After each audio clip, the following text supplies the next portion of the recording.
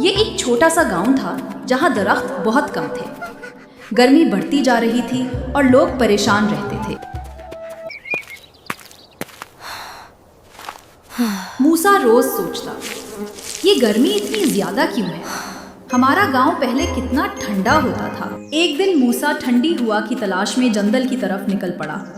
उसे उम्मीद थी वहां कुछ सुकून मिलेगा। जंगल के बीचों बीच इसे एक बहुत बड़ा पुराना दरख्त नजर आया, जैसे सदियों से खड़ा हो। मूसा आहिस्ता आहिस्ता दरख्त के पास गया।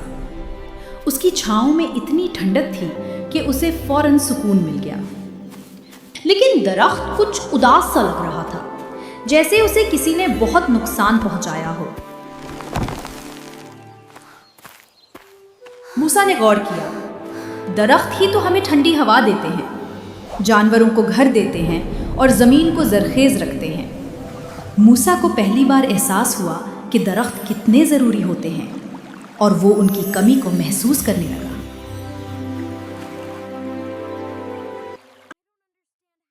जंगल का एक हिस्सा बिल्कुल सूखा पड़ा था।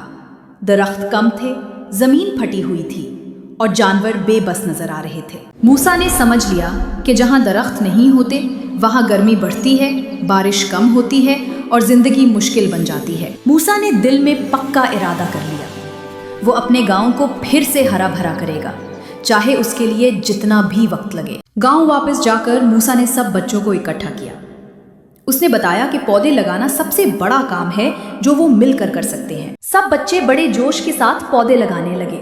किसी ने पानी दिया, किसी ने बीज लगाया और किसी ने जमीन नरम की। पौधे लगाने के बाद सबने उनकी हिफाजत शुरू कर दी। रोज पानी देना, जानवरों से बचाना और टूटे पत्तों को साफ करना। चंद महीनों में गांव बदल गया। हर तरफ हरियाली, साया, ठंडी हवा और खुशियों से भरी जिंदगी। मूसा दोबारा उस पुराने दरख्त के पास गया।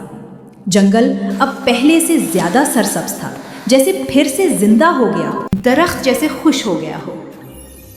फजा में ठंडी हुआ थी और सब जानवर खुशी से इधर उधर भाग रहे थे। मूसा ने सीखा कि दरख्त जिंदगी है।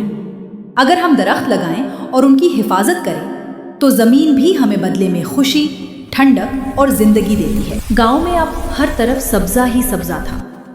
अगर आपको हमारी कहानी अच्छी लगी तो चैनल को सब्सक्राइब करें और वीडियो को लाइक करें।